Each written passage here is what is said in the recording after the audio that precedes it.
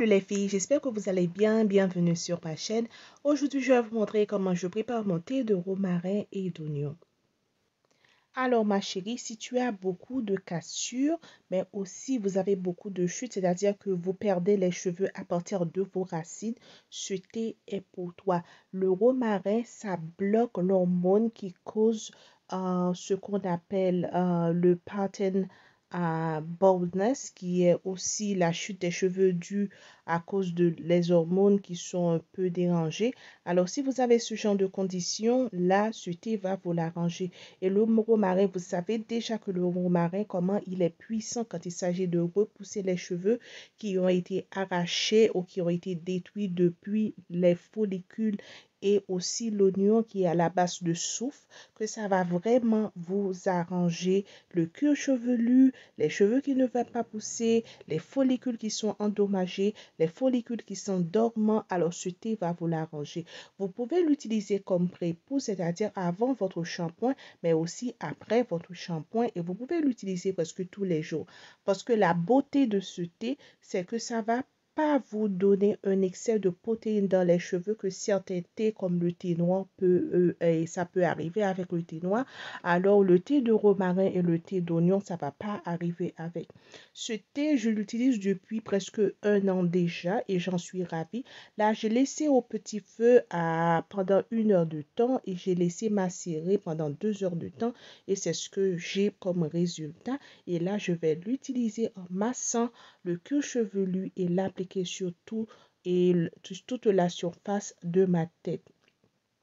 Alors ma chérie, je t'invite, je suis sur TikTok. C'est vrai que les vidéos maintenant que je les fais en créole sur TikTok, mais si j'ai un public français, je vais aussi les faire en français. Je suis sur TikTok, je vais laisser les formations, le lien du TikTok juste en bas au barre d'infos. Comme ça, si vous voulez me suivre, je serai tellement ravie de vous avoir. Et là, je vais vous montrer comment je me masse la tête. Quand je me masse la tête, je ne me concentre pas surtout à mouvoir mes doigts, mais aussi à mouvoir mon cuir chevelu qui est vraiment important parce que ce qu'on veut activer, on veut activer la circulation sanguine. Alors, il faut sentir la peau de la tête ou le cuir chevelu et vous donner un petit cercle comme ça et vous assurez que ça move comme ça. Voilà, comme je le fais à la caméra. Alors, c'est comme ça que je le fais. Comme ça, j'active les follicules capillaires, les vaisseaux sanguins qui est juste en dessous de mes doigts, en dessus de ma peau. Moi, je trouve que c'est la façon la plus efficace à vous masser la tête et j'ai eu beaucoup de résultats parce que j'avais une partie de ma tête qui était dormante, franchement dormante parce que ça me poussait pas beaucoup de cheveux, mais je pense que la différence s'est faite. J'ai eu beaucoup de cheveux après parce que j'utilise ce genre de massage. Alors ma chérie, j'espère que tu avais aimé la petite vidéo.